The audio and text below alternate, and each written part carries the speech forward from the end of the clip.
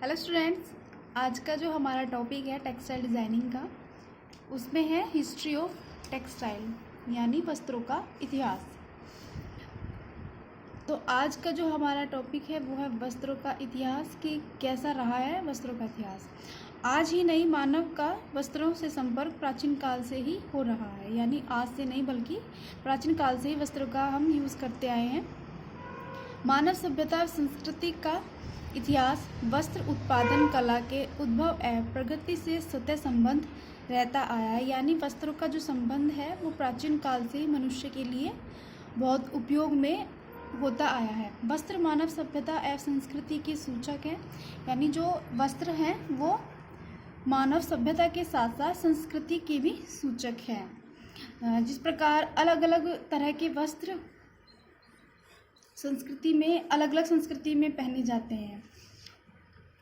प्रारंभ में मानव ने घास फूस, पेड़ पौधे के पत्तों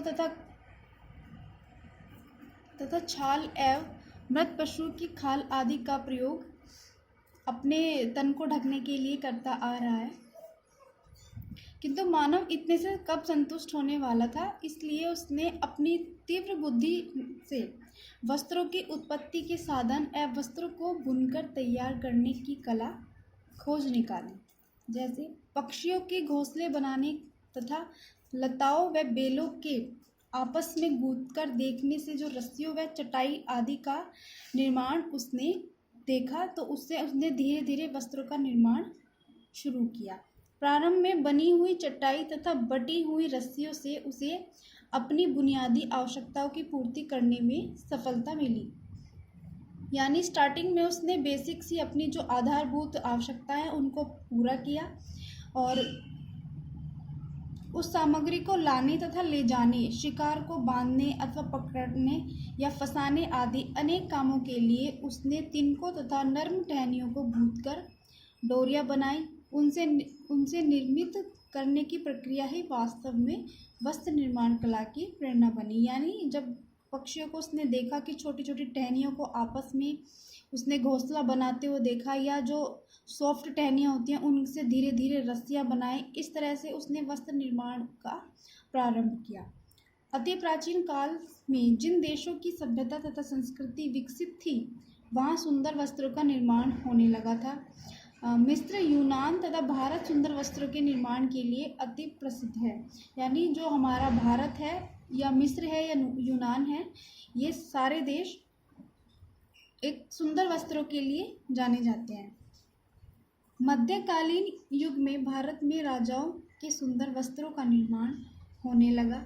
राज परिवार के लिए विशेष रूप से सुंदर वस्त्रों का निर्माण होता था, जिनमें अत्यधिक श्रम तथा समय लगता था एवं ये वस्त्र वास्तव में कला के अद्वितीय, अपूर्व व अनोखे नमूने होते थे। इस काल के वस्त्र अपने कलात्मक सौंदर्य के कारण राजा रानियों को विशेष रूप से प्रिय थे। यानी जो इस काल में बहुत सुंदर वस्त्र बनाए जाते थे वो राजा रानियों के बहुत प्रिय वस्त्र होते थे, जिनमें अलग अलग तरह की कशीदाकारी भी यूज़ की जाती थी। वस्त्र बनाने वाले कारीगर स्वयं निर्मित वस्त्रों के बदले वे इच्छानुसार पुरस्कार प्राप्त करते थे। यानी जो वस्त्र बनाने वाले कारीगर होते थे वो अपनी इच्छा के अनुसार पुरस्कार प्राप्त करते थे।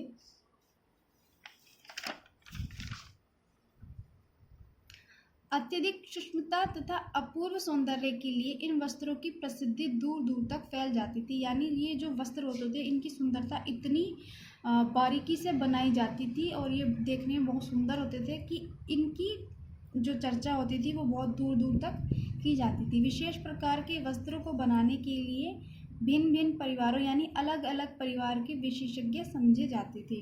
धीरे धीरे इन विशेषताओं का क्षेत्र बढ़ता गया और इस कला का प्रसार परिवार की सीमा को लांघकर बड़े बड़े क्षेत्रों में फैल गया। यानी जो ये कला थी ये एक परिवार में सीमित न रहकर अलग अलग शहरों में फैल गई। जैसे कि ढाका की मलमल के लिए, यानी जो हमारी मलमल है वो ढाका के लिए प्रसिद्ध है। बालूचर है वो बालूचर साड़ी के लिए प्रसिद्ध है। बनारस बनारसी साड़ियों के लिए प्रसिद्ध है तथा जो चंदेरी है वो चंदेरी साड़ियों के लिए प्रसिद्ध हो गया।